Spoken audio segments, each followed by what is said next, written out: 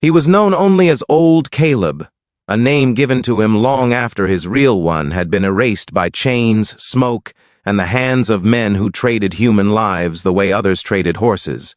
When he died in a crumbling wooden cabin on the outskirts of Ohio, the town doctor wrote down something that would become a legend, whispered for generations. Age, 126 years. Most dismissed it as a clerical mistake, a final mercy given to a lonely man. But for those who sat with him in his last months, for those who heard the tremble in his voice as he described things no living person should have remembered, that number was not an exaggeration. It was a warning. It was a key to a story that had outlived entire wars, entire families, entire eras. He was born in 1739, before the United States existed, before freedom was an idea whispered in taverns, before Ohio was anything more than a wilderness of dark forests and frontier dangers. He came into this world as property, marked by his enslavers even before he took his first breath. The midwife later said he didn't cry when he was born. He opened his eyes silently, as if he already knew what kind of world he was entering, as if he was studying it, memorizing it, preparing himself for a long and merciless road. By the age of 10, he had already witnessed a man whipped to death. By 15, he had buried 3 friends, their graves marked only by a broken branch or a pile of stones. And by the time he turned 20, he had already endured more than most men do in a lifetime. But the world had other plans for him, plans that would leave him walking through centuries instead of decades, carrying memories too heavy for any one soul. It began the night of the massacre. The plantation owner had enemies, men who rode in at dusk with torches and rifles, slaughtering everyone in their path. The air filled with screams and gunpowder, and the wooden sheds burned hot enough to light the sky orange. By dawn, nearly every enslaved person on the land was dead, but Caleb lived. No one could explain how. He had been in the center of the attack, trapped in the barn where the bodies were found. Yet when the sun rose, he was alive, unburned, untouched, staring at the ashes as if he had seen death walk past him without stopping. Some said he had the devil's luck. Others said he had been blessed by God. Caleb said nothing. He just kept living, year after year, as if something had decided that he was not yet finished with the world. He witnessed the founding of a nation, watched soldiers march through the forests with muddy boots and fear in their eyes. He crossed paths with runaway slaves fleeing toward hope, though most never made it. He saw small towns rise from nothing, only to fall again when war swept through. And the strangest thing of all, he did not seem to age like other men. His skin wrinkled, yes, but slowly, reluctantly, as though time was unsure what to do with him. People came from miles away to see him when he was in his 90s. They asked him about the 1700s, about battles, about lost villages swallowed by the woods. He remembered every detail, the smell of the air, the way the sky looked just before storms, the faces of men long dead. His memory frightened scholars, it frightened priests, but it frightened him most of all. Because the older he became, the more haunted his nights grew. He said he dreamed of those who died in the massacre. They stood outside his window in the moonlight, watching him, as though waiting for him to join them. He said he dreamed of a burning barn and a voice calling his name through the smoke. He said he dreamed of things no one born after the 18th century could even imagine. Some secrets should not be carried for a lifetime, certainly not for a century and a quarter. In the final days of his life, he told the town deacon that living too long was not a blessing. It was a punishment, a curse carved into his bones. He said the past was not meant to be remembered so clearly. He said there were things he had seen, things buried in time, that no one would want to witness. Then he whispered one last thing, something the deacon never repeated, and closed his eyes for the final time. And that is where the mystery begins. He was born into chains, raised in silence, and shaped by a world that carved obedience into his skin before he could understand what freedom even meant.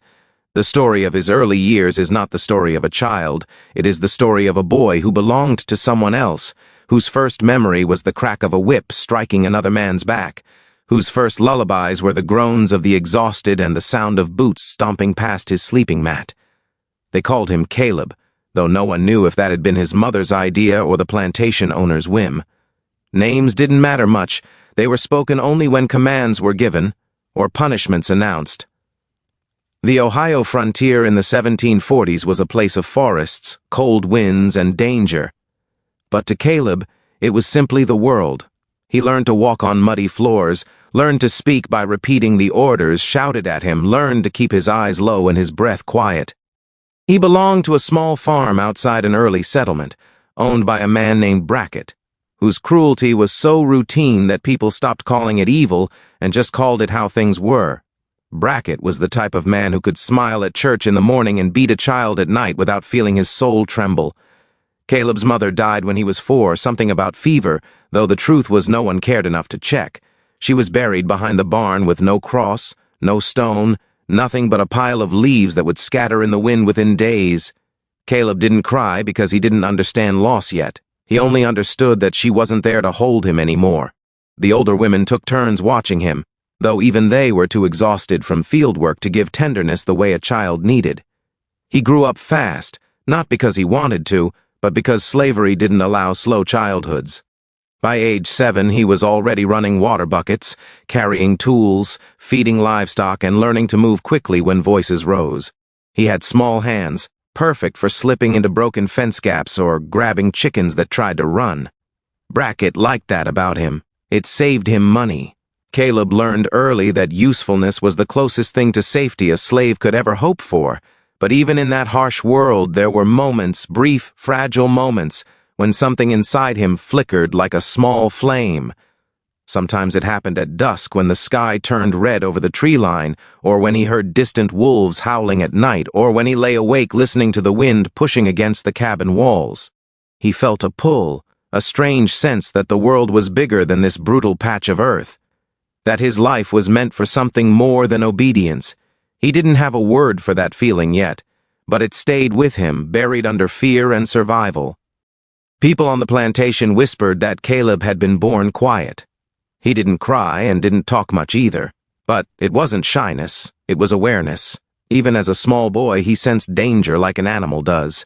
He could tell when Brackett was in a foul mood before anyone else could. He could tell when a storm was coming long before clouds formed.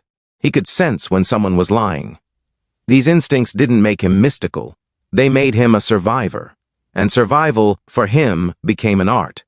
There was one night, when he was about 10, that shaped him more than any other. A man named Jonah, a giant of a field worker, was caught hiding a stolen loaf of bread under his shirt. Brackett dragged him out at midnight, tied him to the whipping post, and ordered everyone, including Caleb, to watch. Jonah didn't scream. He gritted his teeth, blood running down his back, but he refused to give Brackett the satisfaction of fear. And when Jonah finally collapsed, unconscious, Brackett turned to the others and said, "This is what happens when slaves think they deserve more." Caleb felt something break inside him that night. Not fear, but understanding.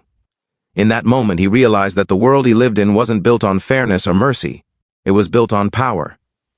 Jonah had been the strongest man Caleb knew, and even he had been crushed like nothing. Caleb learned that strength wasn't enough to survive. You needed something else, something quiet, something patient. He began to study people, not just slaves, but the white men who controlled everything. He watched their faces, listened to the way their voices shifted when they lied or grew nervous. He learned how anger brewed, how cruelty rose, how danger could be predicted by a single tremor in Brackett's jaw. Caleb sharpened his instincts until they became like a second sight. The adults started calling him the boy who sees too much. But he didn't talk about what he saw. Silence was safer. He remembered the night before the massacre more clearly than anything else. The air felt strange, heavy, as if the woods themselves were holding their breath. Caleb woke without knowing why, sat up on his straw mat, and stared into the darkness of the cabin. There were no sounds except the distant hoot of an owl and the crackle of dying embers in the fireplace. And then, faintly, he felt it, a shift, a tension in the air. His instinct screamed, "Something is coming."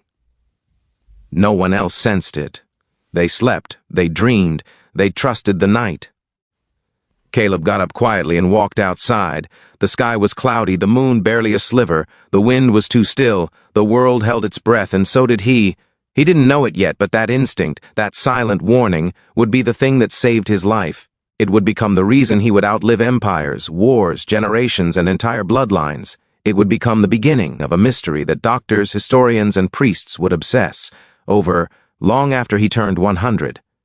Because on that still night, at age 10, Caleb sensed something that should have been impossible for a child to sense. Death was coming, and it was coming for everyone but him.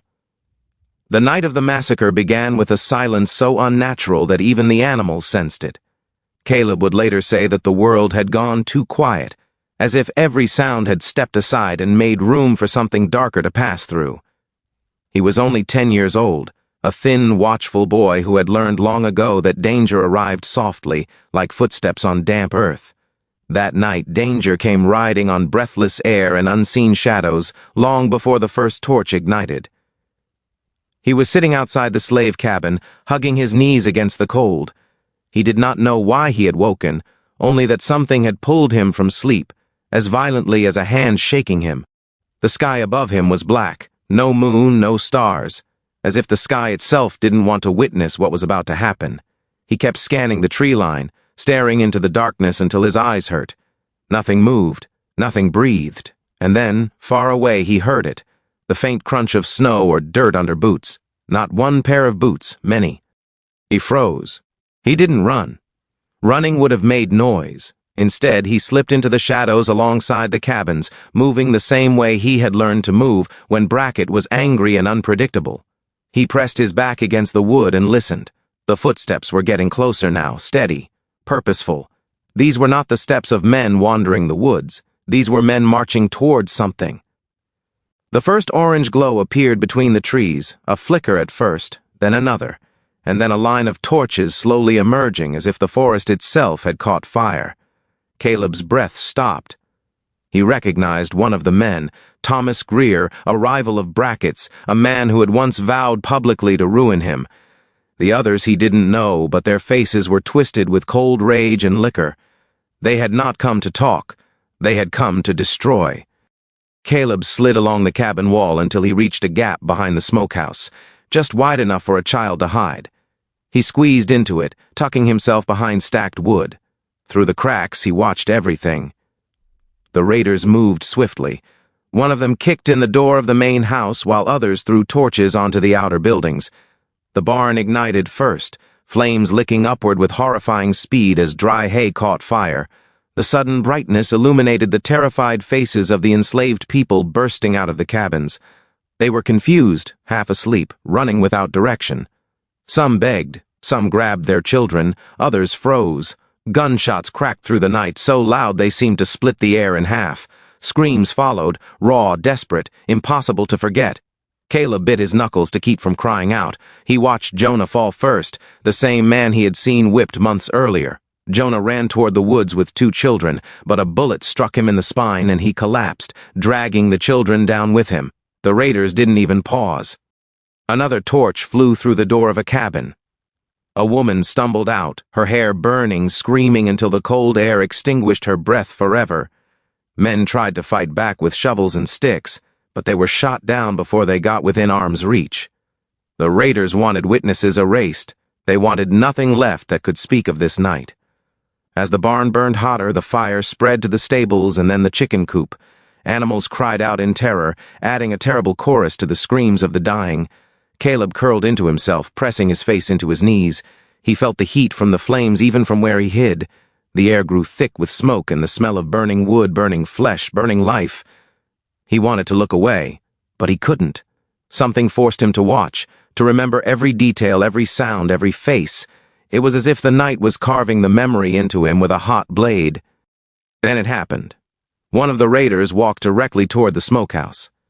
Caleb held his breath, knowing that if the man came closer, if he looked down, if he so much as kicked the woodpile, the boy would be found.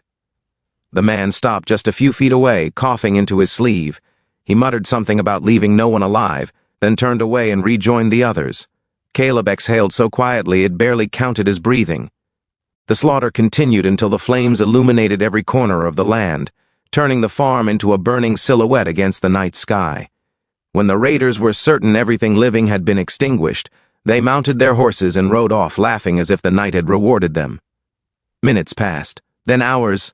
Caleb did not move. He stayed wedged behind the smokehouse until the flames died into embers and the last cries faded into silence. Dawn crept slowly across the sky, pale and cold. Smoke drifted lazily over the charred bodies. What was once a community had become a grave. When he finally crawled out, he walked through the ruins with trembling legs. The ground was black. Only bones and burnt shapes remained. He recognized faces he had eaten with, worked with, slept beside. Faces he would now carry forever. And in those first rays of morning, standing alone in the ashes, Caleb understood something that no child should ever have to understand. Life had spared him for a reason, not because he was lucky, not because he was blessed, but because someone, or something, wanted him to witness, to remember, and to survive when everyone else did not. A 10-year-old boy had outlived an entire world, and that was only the beginning of the mystery he would become. He often said the worst thing about living too long was not the pain of age, but the heaviness of memory, a weight that settled on his chest like winter frost and refused to melt. By the time he reached his 100th year, he no longer feared death, he feared remembering.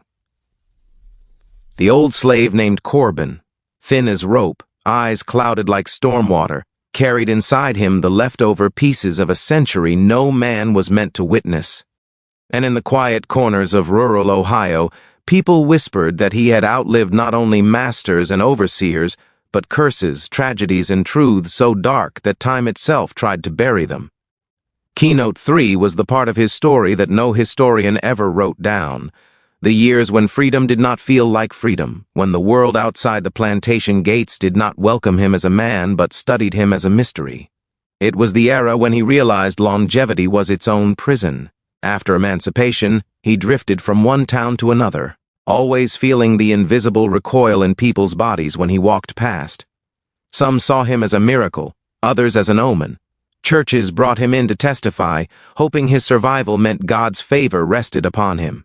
Scientists arrived with notebooks, convinced his age was a biological anomaly worth dissecting. Journalists pressed him for stories of the slave South, begging for gore, violence, and supernatural warnings they could print in sensational papers. Everywhere he turned, someone wanted a piece of his century-long life, but no one wanted the man behind the memories. He soon learned that being the oldest living former slave in the country meant his pain belonged to everyone but him. From 98 to 110, he kept mostly silent. Age made his bones soft but sharpened his instincts. He watched how people twisted his words. When he spoke of childhood, they exaggerated it into myth. When he spoke of cruelty, they turned it into entertainment. When he spoke of ghosts, because he truly believed he had seen them, they leaned forward with hungry eyes, desperate for the kind of chills that sold newspapers. But those ghosts were not stories to him. They were the faces of boys who died in the cane fields, women who disappeared after dark, and men who broke under whips while whispering last prayers. He did not tell ghost stories. He remembered people no one else wished to remember. During his 112th year, when winter locked the Ohio farmlands under sheets of ice, he finally confessed something to the preacher who came to visit him. He said that living long did not feel like a blessing, it felt like punishment. Every night, he said, he dreamt of the plantations burning but never fully collapsing, of men with torches chasing him into endless fields. He dreamt of voices calling his name from the swamps. He dreamt of overseers who died decades earlier, still cracking phantom whips across the sky.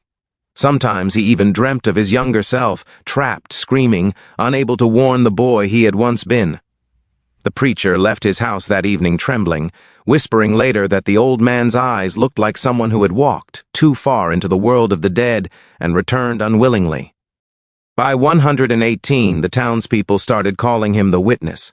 They meant it kindly, but he hated it. He had witnessed too much already. War, slavery, starvation, abandonment, betrayal, the rise and fall of towns, and the slow erosion of humanity under power's heel. Some asked him what the worst thing he had ever seen was. He never answered, not because he refused, but because he could not choose. everything blurred together into one long, painful timeline where grief did not separate itself neatly into moments. It lived in him like a second heartbeat. His body grew fragile, but his mind sharpened strangely with age, as if the past became clearer the closer he came to death. He remembered names he had forgotten for 50 years. He remembered the exact sound of the bell on the plantation. He remembered a child crying for her mother who was sold an hour earlier. He remembered watching men whisper plans of escape, only to find their bodies displayed the next morning as warning signs. He remembered standing in the snow during his first Ohio winter, crying because he had never known cold could feel so freeing. Freedom itself became a memory he carried like a wound, beautiful but painful each time he touched it. Those who visited him in the final decade agreed on one thing: he looked like a man existing in two timelines at once. Sometimes he spoke in the present, other times he answered questions meant for a world long buried. He talked to shadows. He paused mid-sentence as if listening to distant screams only he could hear. Some thought it was dementia. Others believed he was becoming a bridge between centuries, a surviving thread too long to be cut cleanly. But the truth was simpler. He had lived too long with things no one was meant to carry. His memories were not stories, they were unhealed wounds. And every year past his 100th only tightened the knot of pain inside him. He often said that the earth would not let him die until he had remembered everything. And by the time he approached his 126th birthday, he finally understood the terrible mystery people whispered about him. Survival had been his curse. All these years he had feared forgetting the horrors of slavery. But in the deepest corners of his mind he feared something far more unbearable, that he would remember every detail, every face, every cry forever. And he did. For most people, the idea of living 126 years sounded miraculous, almost supernatural, something to brag about or marvel at. But for the old Ohio slave, the years between his 70 seconds and 100 seconds were the ones he spoke of least, the era when the world changed faster than he could understand, leaving him stranded between centuries like a man watching a river flood its banks with no place to run. Keynote 4 was the part of his story people never expected, the decades when he realized he did not belong to the past anymore, but he did not belong to the present either. He lived in a strange no-man's land of time where everything he once understood vanished, and everything new arrived too quickly for an old, wounded spirit to absorb. By the time he reached his 80s, trains roared past fields where he had once picked cotton as a boy. Electricity began spreading into cities, then small towns. Photographs replaced paintings. Automobiles rattled down muddy roads that used to be traveled only by horses. Entire systems of belief shifted. He had lived as property, and now he lived in a country trying to pretend it had not built itself on men like him. People moved fast, spoke faster, and seemed to forget the past even quicker. He often said the world felt like a spinning wheel, too tight, too loud, and he was stuck at the center, dizzy and trying to hold on to something familiar. In his 90s, he struggled with the simple fact that he did not know how to exist in a world where no one controlled him. Freedom came with responsibilities he had never been prepared for: earning wages, paying for food, choosing where to live, deciding who to trust in a place where trust could still kill a black man quietly. He had no family left. Everyone from his generation was dead. Even the children of those he once knew had grown old and passed away. He became a living island, surrounded by decades he did not understand. People treated him kindly at times, but never truly welcomed him. They saw him as a relic, a walking story, something to observe and admire from a distance. He once tried to work at a factory in his 90s. The machines terrified him. The noise reminded him of chains rattling, of iron doors slamming, of the overseer's pistol cocking. Even after the supervisor explained how safe the machines were, he could not shake the instinct that metal meant danger. The young workers laughed kindly, telling him he was too old for factory life, and he agreed. But deep inside he felt the painful truth: the world was no longer built for people who had survived the South's brutality. It was built for a generation that had never been whipped, never been bought, never been broken. By the time he reached 100, people began traveling from nearby towns just to see him. They wanted to look into the face of a man who had lived under slavery and still breathed in the age of telephones and newspapers. They called it curiosity. He knew it was fascination with suffering. They asked him to describe the worst punishments he had seen, the bloodiest escapes, the cruelest masters. No one asked what made him laugh, what dreams he once had, what love felt like. They did not want his humanity. They wanted his trauma, something to shock them before dinner, something to tell their friends at church. He learned to answer politely but briefly. The more he spoke, the colder he felt inside. It was during these years that he developed the habit of sitting silently on his porch at sunset, staring at the horizon with a grief too complicated for words. He said the sky reminded him of the fields at dusk, when the air was heavy with sweat and dust, and the overseer's lantern swung in the distance like a small, trembling moon. He said sunsets were the only time the world moved slowly enough for him to understand it. Everything felt familiar in the fading light, the warmth, the color, the hush before darkness. In that hour he could almost pretend he still belonged somewhere. But night brought other things. He often woke trembling, gasping for breath, reaching for chains that were no longer there. Freedom freed his body but never his nerves. Loud noises made him flinch. Sudden footsteps behind him triggered memories of punishment. The sound of angry voices, even if they had nothing to do with him, sent a ripple of fear through his bones. He hated that fear most of all, the way it clung to him like an old bruise that refused to fade. He said fear was the last part of slavery that ever left a man, and for him, it might never leave at all. When he turned 110, a journalist visited him and asked what it felt like to live so long. He answered with something the journalist refused to print. "It feels like watching everyone leave a burning house, and you're the only one who stayed inside long enough to smell the ashes." He meant that survival did not feel like victory. It felt like punishment. He had outlived every friend, every woman he ever loved, even entire towns he once walked through. The world kept rebuilding itself, while he remained the same old man carrying the scars of another era. And yet, despite the loneliness, he carried something powerful, memory. Not the kind found in books, but the kind etched into bone. He remembered the shape of every face that had died beside him. He remembered the plantation songs, the whispered prayers, the coded messages among slaves. He remembered the taste of freedom's first breath and the bitterness that followed. He remembered what the country looked like before it pretended to change. And the world, though fast, modern, forgetful, needed that memory more than it knew. In the last years of this era, when he lived alone in a weather-beaten cabin, he finally admitted something to himself. His long life had not been meant for comfort, it had been meant for witnessing. Every year after freedom, no matter how strange or overwhelming, carried the weight of a lesson, that history does not end where books stop writing. It lives on in the broken bodies, the trembling hands, the haunted eyes of those who survived it. He had lived too long, but he had lived long enough to see what no one else could. And that, he realized, was both the burden and the purpose of his impossible life. By the time the old Ohio slave reached his 90s, a strange shift began to happen around him. People who once ignored him suddenly wanted to listen. Newspapers wrote small articles calling him a miracle man. Preachers invited him to church so congregations could stare at the living remnant of a world they preferred to forget.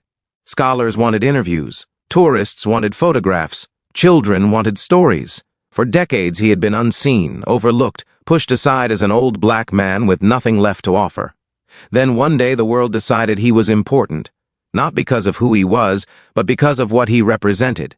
That was the tragedy at the center of Keynote 5, the reality that his long life became a spectacle, something to be consumed, not understood. People visited him expecting a legend, a survivor, a wise elder with spiritual insight. They expected miracles, divine messages, or supernatural signs. Some even whispered that no ordinary human could live past 120, that he must have been blessed by God or cursed by the devil. They projected myths onto him because the truth made them uncomfortable. The truth was that he had simply endured more suffering than most humans could survive. But they didn't want that truth. They wanted mystery, drama, prophecy. He learned quickly that people didn't come to hear him, they came to hear the version of him they had invented in their minds. So he answered questions carefully, offering just enough to satisfy them without revealing the darkest memories that still woke him screaming in the night. He felt like a man trapped behind glass, forced to perform his trauma for strangers who would go home afterward and sleep peacefully. Sometimes pastors asked him to stand at the front of their churches. They called him a testimony of God's protection, a living example of divine endurance. They wanted him to say God had spared him for a holy purpose. But he wasn't sure he believed that. He wasn't sure God had spared him at all. He sometimes wondered whether his long life was a blessing or a punishment, a slow walk through a century of grief. When reporters came, they asked questions that sliced him open like old wounds. What was the worst beating you ever saw? How many slaves were killed on your plantation? Did you ever witness a lynching? They claimed they wanted history, but what they wanted was horror. They wanted blood. They wanted him to drag his dead friends back into the light for the sake of their articles. He answered what he could, but he never gave them the full truth. Some memories were not meant for newspapers. Some memories were carved so deep inside him that speaking them aloud felt like betraying the people who had died carrying them. But the most painful visitors were the ones who came not out of curiosity, but out of hunger for hope.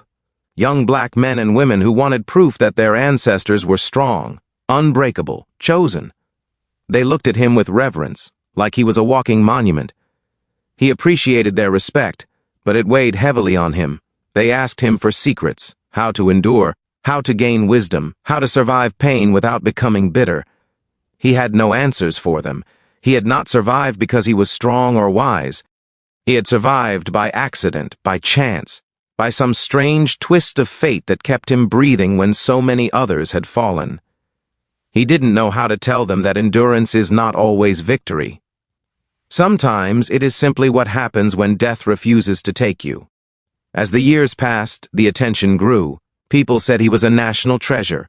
Others said he was lying about his age. Few understood that age meant nothing to him. Every year after freedom felt like a gift wrapped in thorns. Every extra decade felt borrowed, not earned. He told one visitor that living so long was like watching a forest burn and then standing alone in the ashes. The visitor smiled politely, pretending to understand, but he didn't. No one did. The loneliness grew heavier. Every familiar face had vanished. Every voice from his past had fallen silent. He had lived through 3 generations, and none of them truly belonged to him. The world he recognized had died long ago. The plantation fields were gone. The overseers were gone. The horses were replaced with cars. The handwritten letters replaced with telephones. The lanterns replaced with electric bulbs that hummed like angry insects. He felt like a ghost, haunting a land that had forgotten his name. Yet, in the darkest corners of his memory, he carried something no one else had, the full story of what this country had been before freedom, before progress, before pretending. He carried the voices of the dead. He carried the songs the enslaved whispered when they prayed not to be heard. He carried the feel of rope, the crack of the whip, the warmth of hands that held him when he was a child. He carried the laughter of people who deserved to grow old but never did. He carried the truth that textbooks would never capture, and that truth made people uncomfortable. One evening, when he was 112, a young white scholar asked him, "What do you think is the most important lesson the world should learn from you?" He stared at the scholar for a long time. Then he said something he had never said before. "The world doesn't want to learn anything from me. It wants to look at me and feel good that I'm still alive, so it can pretend the past wasn't as terrible as it was." The scholar didn't know how to respond. That moment revealed the deepest ache of Keynote 5. His age became a shield people used to protect themselves from guilt. They looked at him and said, "See, he lived a long life, so it couldn't have been that bad." They erased the suffering behind his wrinkles, the screams behind his silence, the blood behind his survival. He understood then that he was not living history, he was living proof. Proof that horror could be endured, not escaped. Proof that survival did not erase suffering but preserved it. Proof that the past lived on, even when the world pretended it didn't. In the quiet of his cabin, when the visitors left and the night settled around him like an old blanket, he often whispered to himself, "Lord, let them understand someday. Not for me, for the ones who never made it here." He carried that hope the way he carried everything else, in silence, in sorrow, in the deep, unspoken corners of a life too long and too heavy for any one man. In the later stretch of his impossible life, after the newspapers had printed his name, after strangers had filled notebooks with his memories, after the world had placed him on a pedestal he never asked for, the old Ohio slave began to understand a frightening truth about survival. It wasn't just that he had lived long, it was that he had lived too long in a country determined to forget what created him, and as he moved into his 110 seconds, the burden of memory became a shadow that followed him everywhere he went. Keynote 6 was the part of his life no visitor ever asked about, the way the world around him rewrote the past, while he was still alive to witness the lies forming. He watched children in schools recite lessons that erased the brutality he carried in his bones. Teachers spoke of slavery as a sad period, not a monstrous system. Preachers spoke of forgiveness without acknowledging the crimes that still lived in the soil. Politicians spoke of progress and unity, but their eyes avoided his face when he walked past them. Sometimes he visited schools when invited, only to hear history described like a story written by someone who had never bled. He would sit in the back of the classroom as the teacher spoke of freedom arriving like a sunrise, beautiful and bright. He knew the truth. Freedom came like a storm, tearing apart everything familiar, leaving survivors with nothing but fear and hunger. There were times when he opened his mouth to correct the stories being told, to say that the chains did not fall off cleanly, that the pain did not disappear once the papers were signed, that no one taught freed slaves how to live in a world built to keep them powerless. But then, he would see the children's faces, bright, innocent, untouched by the past, and he swallowed his words. He didn't want to contaminate their clean view of the world with his truth. He didn't want to be the ghost that haunted their youth. So he stayed silent, even when silence felt like betrayal. But silence has a cost. And that cost was the slow, suffocating sense that he was being erased alive. He saw books written by men who had never spoken to a former slave. They wrote boldly about the conditions, the punishments, the daily routines. Some wrote that slaves were treated kindly, that many were grateful to their masters. Others wrote that violence was exaggerated. Every page he read felt like sandpaper tearing at his throat. He wanted to shout, "I was there, I lived it, listen to me." But the authors had something he didn't: power. And power always determined which stories became truth. The older he grew, the more he felt the distance, widening between lived history and taught history. It was as if the country believed he was too old to contradict them, too frail to fight back, too close to death to matter. They waited for men like him to die so the world could reshape the past without witnesses. He knew it. He felt it. He lived with the quiet terror of being the last keeper of a truth the nation desperately wanted to bury. He would sit on his porch in the afternoons, watching children play in fields where plantations once stood. He wondered if the land missed the sound of chains. He wondered if the soil remembered blood. Sometimes he imagined the ground felt relieved now that no one spoke of it. Yet other times he imagined the earth screaming under the weight of unspoken stories. He felt trapped between those two visions, one where history was forgotten and one where it refused to die.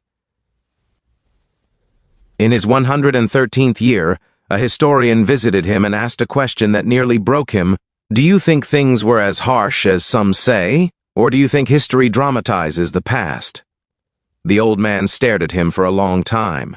He felt something heavy swelling in his chest, something ancient and wordless. Then he responded in the quietest voice, "History does not dramatize what it refuses to fully tell." The historian blinked, confused. He wrote the quote down, but he didn't understand it. He couldn't. He hadn't lived it. There were moments, late at night, when the old man feared he might forget details. Time steals things. Memory slips through the cracks of age, and he was terrified that the truths he carried, painful, dark, unbearable truths, would rot away with him. He didn't trust the world to protect them. Why would it? He had watched the world twist everything else. He had watched it paint masters as benevolent, overseers as dutiful, plantations as orderly farms. He had heard people claim slavery ended cleanly, peacefully, efficiently. He knew those were lies polished into lessons, so he did something he had never done before. He began speaking to himself at night, whispering old stories like prayers, repeating names of the dead so they would not vanish. He said them softly, slowly, as if reciting sacred scripture. He feared the day when he might wake up and forget the sound of his mother's voice, or the face of the boy who slept beside him in the slave quarters, or the crack of the whip that nearly killed him. Forgetting felt worse than dying. He once told a visitor that memory was the only thing he owned, the only thing he was denied for most of his life, and the only thing he feared losing. The visitor smiled and said, "You have many memories." But the old man shook his head. "Not memories," he whispered. "Burials." And he meant it. Every memory he carried was a grave he could not stop tending. In the final years of this keynote chapter of his life, he realized something devastating. The world wanted his longevity, not his truth. They wanted the miracle of his years, not the nightmare of what he lived through. They wanted inspiration, not accusation. They wanted to claim progress without confronting the foundation it was built on. He often felt like a man trying to hold back the tide with his bare hands. The world was rewriting the past faster than he could speak it, and every day another truth dissolved into myth, another wound softened by time, another brutality turned into a polite phrase for textbooks. He lived long enough to see his own story twisted, softened, sanitized. And that was the deepest tragedy of all, not that he survived the past, but that he lived long enough to watch it disappear. As he crossed into the final stretch of his life, somewhere after his 115th year, the old Ohio slave began experiencing something unusual, something most people never lived long enough to feel. It wasn't physical pain, though age gnawed at his bones every day. It wasn't loneliness, though that clung to him like a second skin. It was something stranger, something quieter, something that curled around him like fog, the sense that time itself had begun folding around him, trapping him between the world he came from and the world he never fully entered. Keynote 7 was the moment he realized he was no longer just outliving people. He was outliving reality. The world around him changed so quickly that his memories no longer matched the land he walked on. Forests he had once fled through were gone, replaced by roads and houses. Rivers he had crossed in fear were redirected or dammed. Cemeteries where he had buried people he loved were turned into open fields. Even the night sky felt different. He swore the stars had shifted, brightened, thinned. He couldn't find the constellations his mother once pointed to when she told him stories to help him sleep. Everything familiar had been rewritten. People noticed that he spent hours walking along old paths that no longer led anywhere. He would trace invisible roads with his fingers, remembering which tree marked the hiding place where 2 slaves once kept stolen cornbread, or which bend in the river held the bones of a runaway who didn't make it. But no one else could see what he saw. To them, he was just an old man wandering, talking to ghosts. And maybe he was, because as he grew older, the ghosts grew louder. He began dreaming more vividly than he had in decades. In his dreams, he heard the voices of people long dead, his mother singing, his uncle shouting warnings, his friends whispering plans in the darkness. He dreamed of the crack of the overseer's whip slicing the morning air. He dreamed of footsteps and chains and the rough wooden floor of the slave quarters. Sometimes he woke up believing he had returned to the plantation, drenched in sweat, gasping for breath. Other times he woke up believing he was still young, only to see his hands, thin, trembling, spotted with age, and remember that generations had passed. But the most disturbing thing wasn't the dreams. It was the moments when he wasn't sure whether he was dreaming at all. He would sit on his porch at dusk, watching the sky fade from gold to violet, and suddenly he would swear he heard fields rustling with cotton behind him, fields that had not existed in Ohio for decades. Or he would swear he smelled the sickening mix of sweat, dirt, and iron from the plantation grounds. Once he heard the unmistakable clink of chains behind him. He turned sharply, heart pounding, but nothing was there. He told no one, not because he feared being called crazy, but because he wasn't convinced it wasn't real. He believed the past had begun pulling at him, tugging at the edges of his mind, reminding him that his life had started in a world that refused to die quietly. One night when he was 118, he sat outside during a summer storm. The lightning cracked across the sky like the overseer's whip, and for a moment he could not distinguish memory from reality. The wind howled like the voices of slaves crying in the fields. Rain pounded the earth like running footsteps. He sat frozen, staring into the darkness, feeling the past breathe against his neck. When the storm finally faded, he whispered to himself, "They're coming for me." He didn't mean spirits of the dead. He meant time, the time he had outrun, the time that wanted him back. As his visions increased, so did the visits from strangers. They wanted wisdom, prophecy, secrets about long life. He gave them polite answers, but inside he knew the truth. He didn't live long because he was blessed. He lived long because the past refused to release him. Every memory he carried felt like a weight on a scale that had not yet balanced. He believed he had outlived dozens of people, not by fate, but by obligation. Someone had to remember. Someone had to carry the old world into the new one. Someone had to keep the truth alive long enough for it to find a listener worthy of it. But he feared he had failed at that too, because despite his age, despite his stories, despite his warnings, he could feel the world slipping into forgetfulness. People spoke of the past like it was ancient, distant, blurry. They softened the edges, they polished the horrors, they buried the cruelty under phrases like hard times or a different era. He felt a desperation that no one his age should feel, the desperation of a man trying to grab hold of time with hands too weak to grip. In one of his final clear moments, he told a visitor something that never left her. "I think I lived this long so history couldn't run away from me. But it's running anyway." She repeated his words years later, but few believed them. They thought it was poetic. They didn't understand it was literal. He spent his last twilight years in a strange tension, feeling both too old for the world and yet chained to it by memories too heavy to die with. Sometimes he wished for death, not out of fear or pain, but out of exhaustion. Not the exhaustion of age, but the exhaustion of carrying a century of suffering on his shoulders while the world marched forward, pretending the past was only a story. And yet, despite everything, the visions, the ghosts, the fading of truth, he kept talking, he kept remembering, he kept whispering names in the darkness, refusing to let the dead vanish, because somewhere deep in his fragile, breaking heart, he believed this. A man only truly dies when his memories die with him. And he was determined, even at 120, 122, 125, to keep those memories breathing, no matter how much the world tried to bury them. People whispered about many things when it came to Elias Mercer, the former Ohio slave who somehow reached the unfathomable age of 126, but nothing stirred more fear than the night he claimed death itself had come to retrieve him. Elias did not speak of ghosts the way other old men did. He did not exaggerate for attention, nor did he seek sympathy. When he told a story, he spoke slowly, with the precision of a man who had lived too long to waste breath. And so when he described the silent knock that came one winter night, a knock that did not belong to any living person, people listened.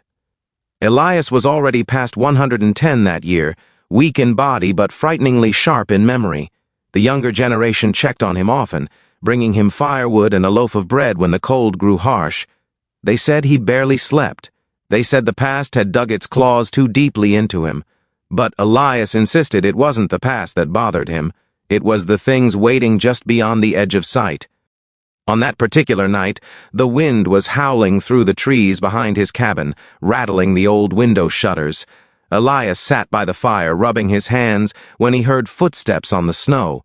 Slow, deliberate, far too heavy for any man his size to make. Then came the knock. Not hurried, not frightened, but patient, measured, as if whoever or whatever stood at the threshold already knew he would answer. Elias did not rise at first. He said the air changed, dropping cold even though the fire burned strong. His breath fogged in front of him. The wooden floor beneath his feet vibrated faintly, like a heartbeat belonging to the house itself. He knew instantly this was not a neighbor, not a visitor, not a thief.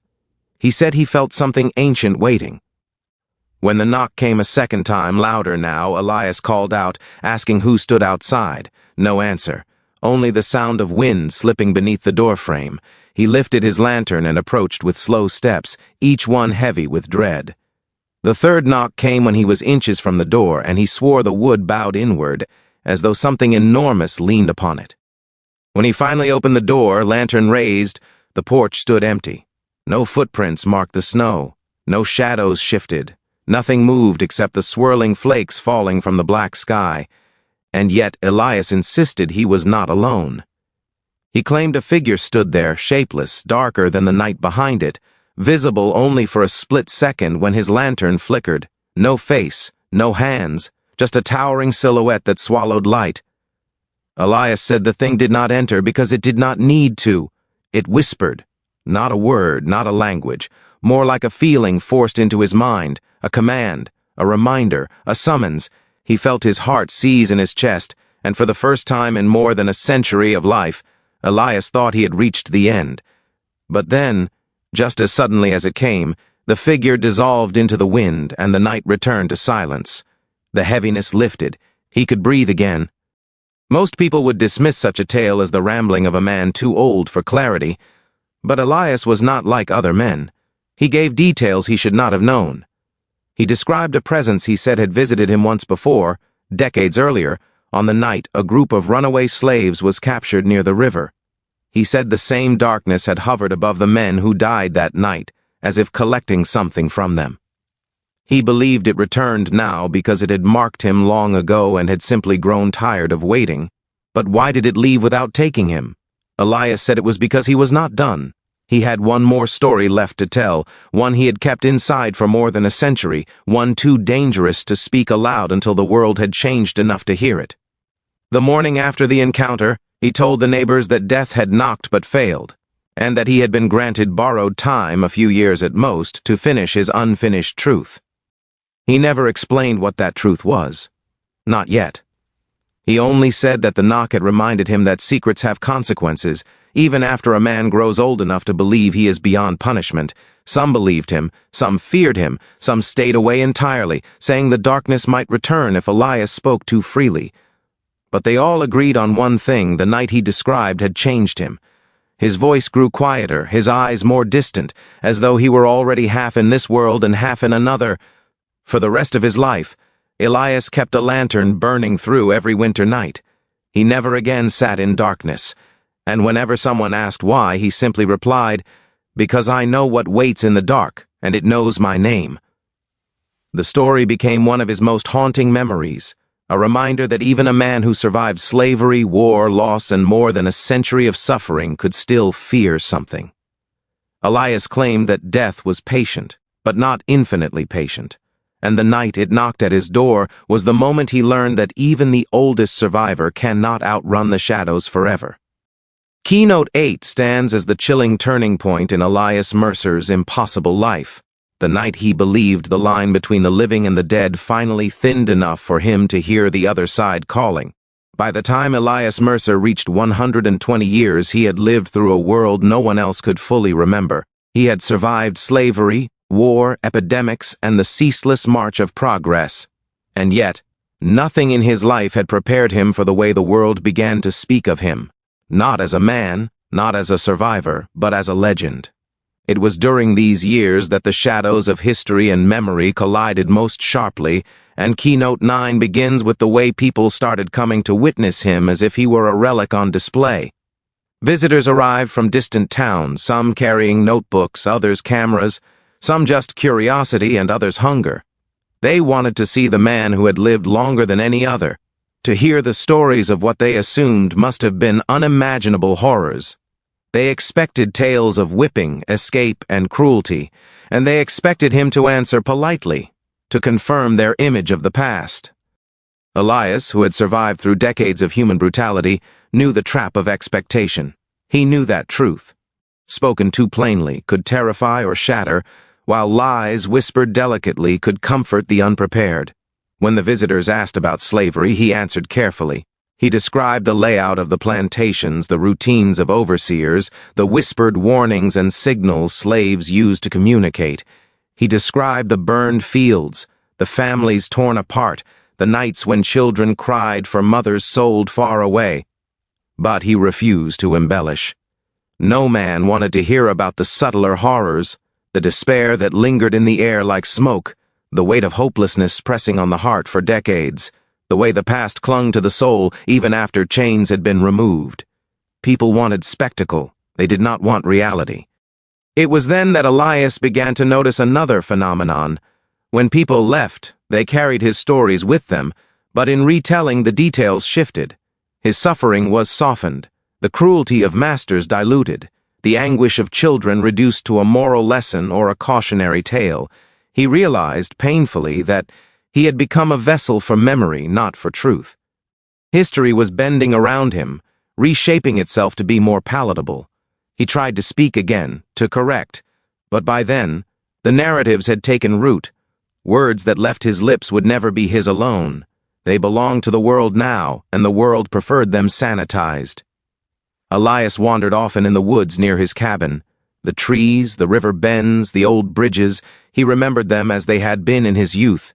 And there, among the living landscape of memory, he began to speak aloud to those who could not hear, the children who had died in slavery, the men who had been beaten to the ground, the women whose cries had never reached ears that could act. He whispered names, described faces, recounted events no historian had ever recorded.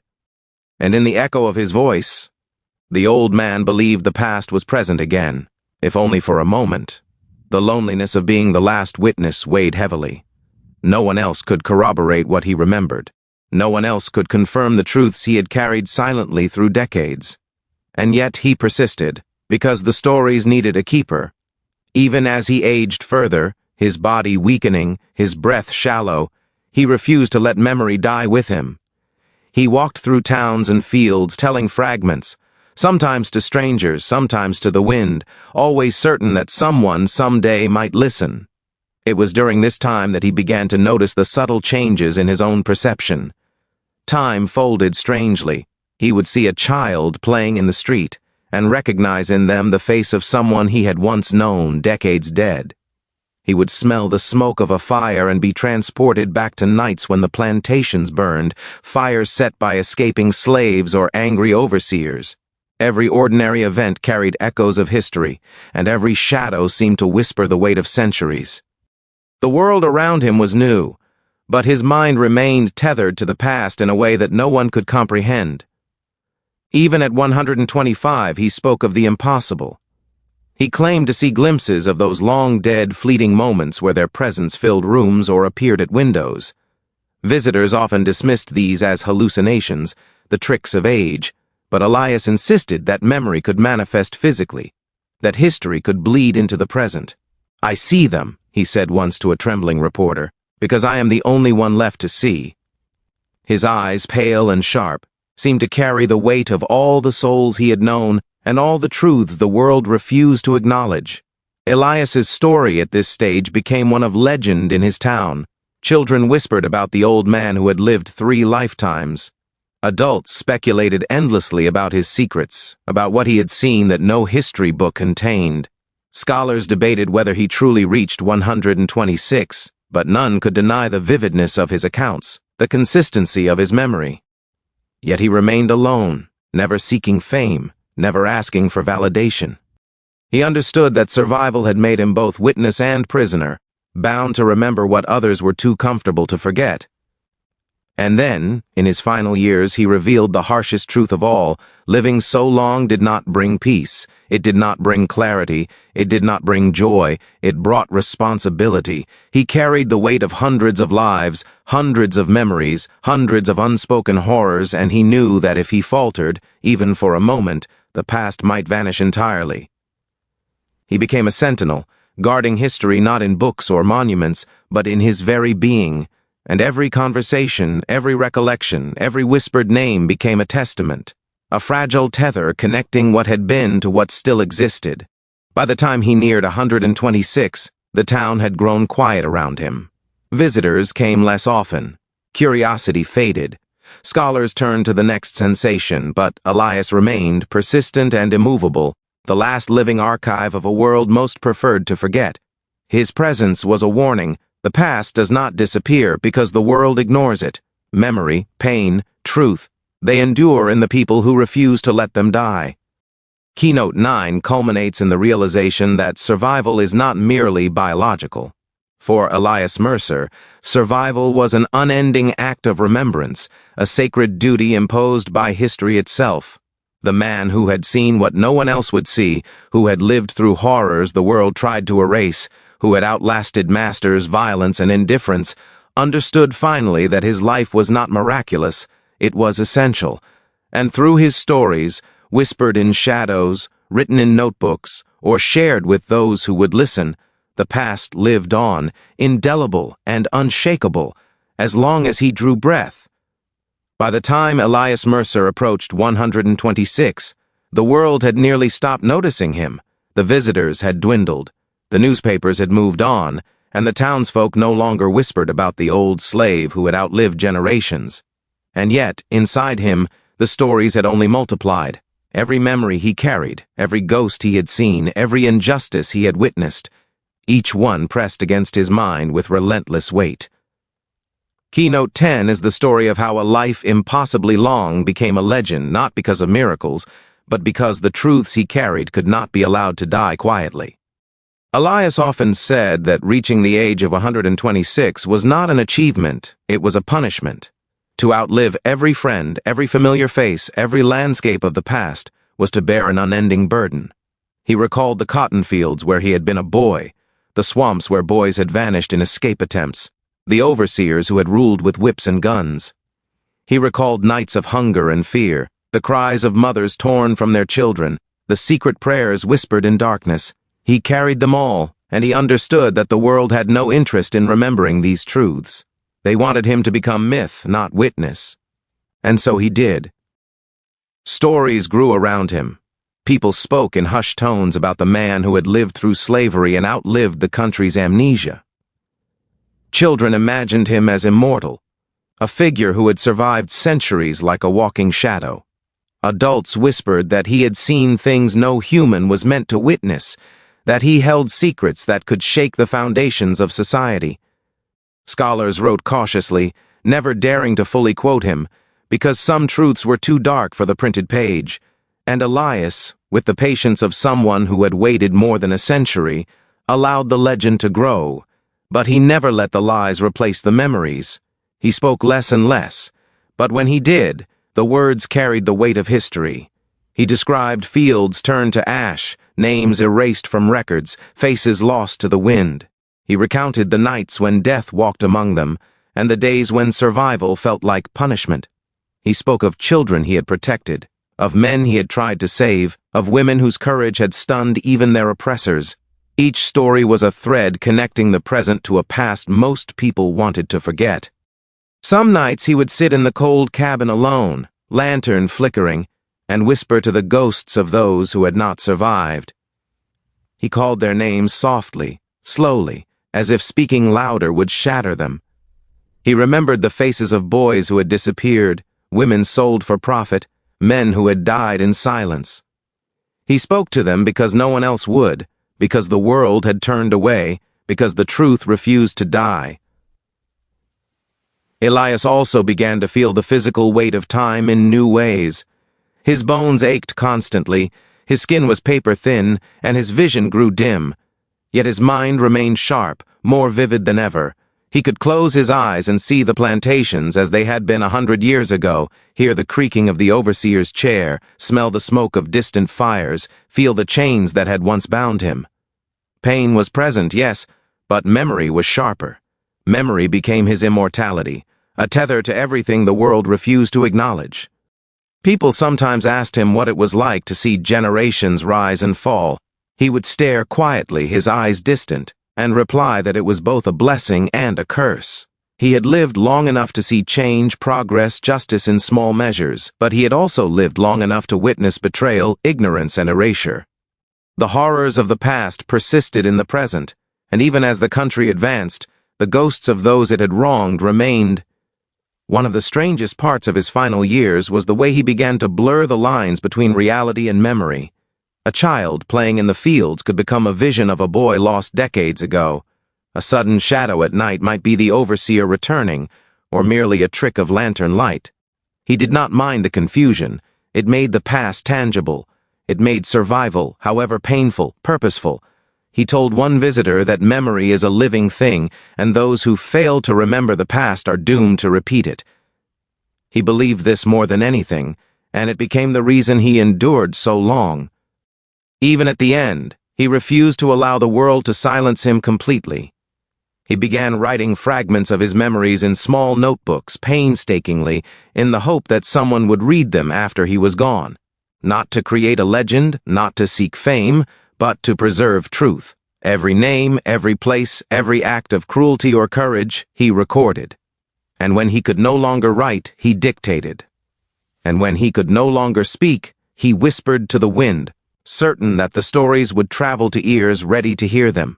Elias Mercer's final years became a testament to endurance, not merely endurance of body but endurance of witness. He had survived slavery, hatred, loss, and the indifference of a nation. He had survived more than a century of progress that often ignored or erased the people who had built it.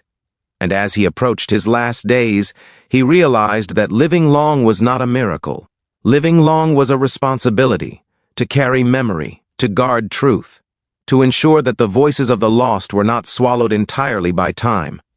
And when he finally died at 126, the town said the old man was gone. The newspapers wrote about the miracle of his age. Children told stories of the immortal man who had walked through history. Scholars debated his longevity. But the truth remained, preserved in the memory of Elias Mercer himself and in the fragments he had left behind. The horrors, the courage, the sorrow, the laughter, the cries, all remained. The impossible life he had led was a bridge between centuries, a living chronicle that refused to die. Keynote 10 is the culmination of his story. Survival is not the measure of life, but the measure of what a life can carry. Elias Mercer lived not just to witness, but to bear witness. His 126 years were not simply an anomaly of time. They were a testament to the endurance of memory, the unbreakable weight of truth, and the haunting power of history that refuses to be forgotten. And through that impossible life, he ensured that the past, however dark, would never be erased. Thank you for witnessing the extraordinary life of Elias Mercer, the Ohio slave who survived 126 years and saw things no one else could imagine. His story reminds us that history is not just in books. It lives in the memories of those who endured it and the lessons they leave behind. If you found this story shocking, haunting, or unforgettable, make sure to like this video and share it so others can uncover the truths hidden in our past. Don't forget to subscribe and hit the notification bell to explore more dark historical tales, forgotten secrets, and real-life mysteries that time tried to erase. Leave a comment below and tell us what shocked you most about Elias's life. Did his survival inspire you or terrify you? Do you believe some truths are too heavy for a single lifetime? By engaging in the discussion, you help keep these untold histories alive. Check out the links in the description for more stories of forgotten survivors, mysterious events, and hidden histories from around the world. Each story is carefully researched and presented to bring history's shadows into the light. Stay connected for weekly uploads full of shocking discoveries, unbelievable survival stories, and secrets history tried to hide. Remember, the past is never truly gone, and the more we explore it, the more we understand who we are today. By watching, commenting, and sharing, you become part of a community that refuses to let history fade.